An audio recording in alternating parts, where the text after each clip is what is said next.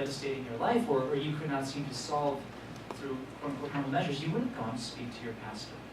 That would have just, that's the thing you would have done. You would have been the recognized pastor. People were happier then? Is that what you're saying? 1860 was a great year. It's going to be all That's right. With certainly wonderful things happening in terms of an evangelical revival and separate awakening and many other things happening, my massive overview perspective would be that as the church kind of punted on pastoral care. And increasingly there was a void. There was a sense of your faith is no longer in the same way speaking to the deepest issues of your life. And Freud stepped into the gap some years later and said, hey, people are really messed up. Even really good people have really dark stuff going on inside them. And this is a big problem. We need to address this. This is especially keying in on issues of sexual abuse and so on and so forth. Comes up with this absolutely stunningly brilliant and interesting set of theories and perspectives, and he sort of fathered the entire movement of modern psychology. But it wasn't until the 1950s, 1960s that the church began to realize we have conceded the turf. We've let go of the deep care of souls, and we've been sort of relegated off to this side where we speak perhaps to a spiritual aspect of who someone is, but not to, quote-unquote, their deepest felt needs. And so in the last 40 or 50 years, there's been a movement within the church, and I would represent a part of that, what I would call biblical counseling as one piece of that, to say, no, the church needs to be able to speak to the deepest issues. And so then we enter into all the things I was saying about who owns which problems. Is it appropriate for me as a Christian, trained in theology and applied pastoral care, to say, I can help you with depression from resources from Scripture, and that then informs my perspective on what I believe is helpful or unhelpful in the field of psychology. So that's the tensions I feel. Let me ask this then. I think that's a good segue. What are, this is a really broad question, so feel free to take it in whatever particular direction you feel appropriate, but what are the unique resources or the unique grid or the unique interpretive paradigm that the Bible, Christianity, historic Christian orthodoxy, however you want to label it, what is it that it brings to the table to this realm of psychology or even neuroscience? What unique resources that's helpful? What is the perspective? What is the paradigm that it brings? Maybe you guys have differing views even on that as Christians, but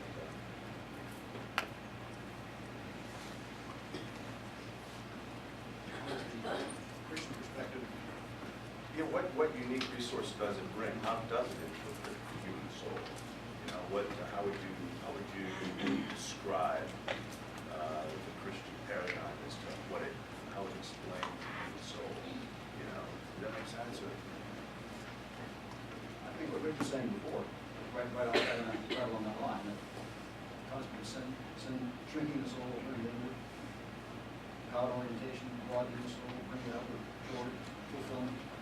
I think in terms of Christianity counts, and obviously the only one that really can deal with and salvation and interpersonal issues where forgiveness and repentance are needed. So, for example, in the realm where you had operated for so many years, and the issue of guilt and even the concept of guilt, perhaps, or even the concept of repentance, it's not really a way of, it's not even a paradigm of thinking in a more secular sort of context. And so Christianity brings a different way of looking at that. It actually brings a level of release and freedom and liberation and resources to our humanity in a way that perhaps other versions, other interpretive grids of human soul don't. I think that's true, but I think kind of the common grace or the continued influence of Christianity in society, that the idea of forgiveness, which is quite popular nowadays, we know is a lot of the secular psychology. However, when it comes to dealing with guilt, usually the secular solution is, well, it wasn't all that bad. It's pathological guilt. When you get over your depression, you'll get over it, and that minimizes the important role of true guilt. So, true. I mean, from a Christian perspective, guilt is real. I mean, it's cosmically real. So it's like, you know, the old adage, you're worse than you thought, and you're worse than you thought. You know, there's real objective solutions to this. It's not just a head game, right? Sort of thing. And so that's a different way of thinking of it. You know, I mean, it is, you know, guilt is something that we sin. You know, we usually reserve that to describe our desserts. Now, it's sinfully delicious.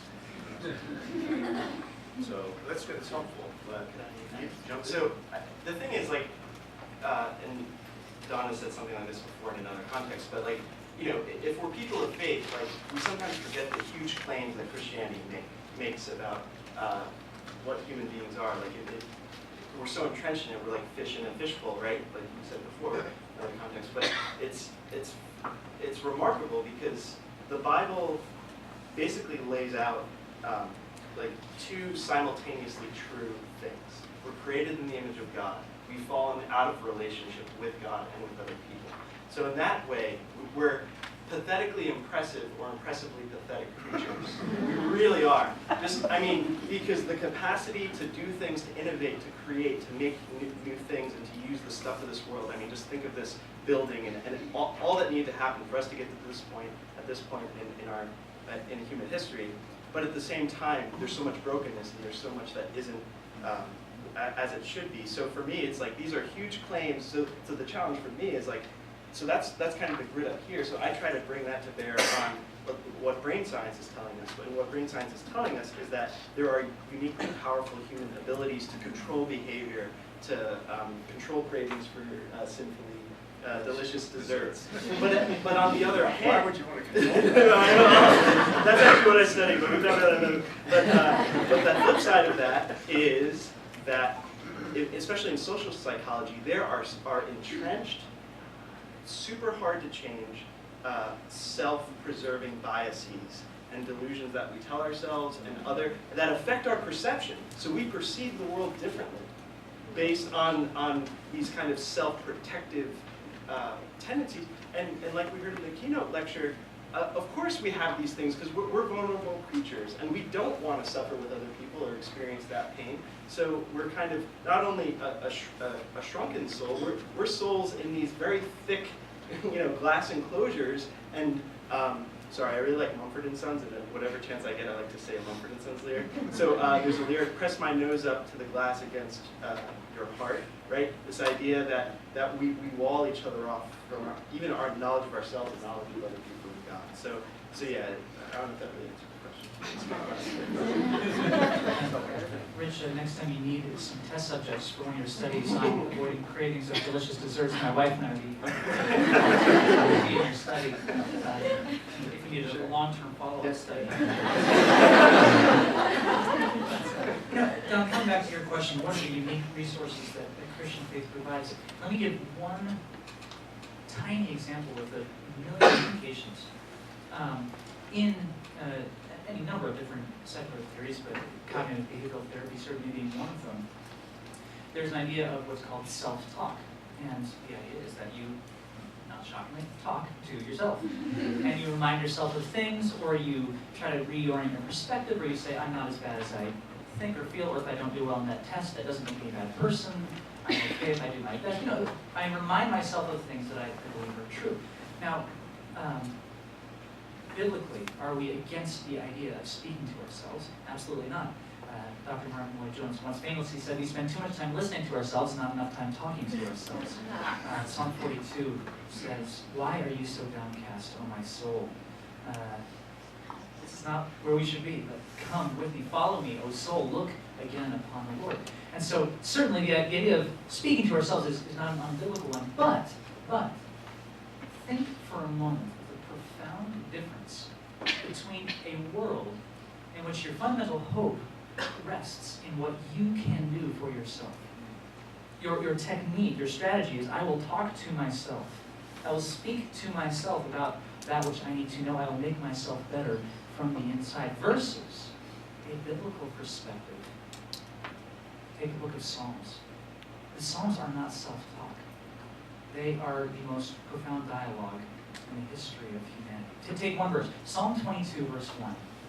My God, why have you forsaken me? Think how different that is from, oh man, I feel so alone. I feel so alone. This is awful. I don't like the way I feel, but I need to remind myself to do better. I've got to find a way to reach out to people. That is so different from God. Where are you? My God. In the midst of suffering and feeling abandoned, the psalmist actually says, my God, where are you? You have abandoned me. This is not what you said. He's still talking to God, though he feels abandoned. That is one tiny little window, I think, on one of the massive differences that Scripture puts forth, where it is we are actually invited into a relationship, and our help comes from outside of us, and our hope is not in our own internal resources. So, plenty of other ways you could apply that, but that would probably be one way I would answer that. That's great. I'd like to open up to all of you, if any of you have a question, but I'd make a comment about that, trying something you said earlier about sin. Sin is curving in on yourself. It's just hitting me, that Psalm 22 thing. Because in our modern world, we think of despair, depression, these sorts of things as being sins in a way, and here you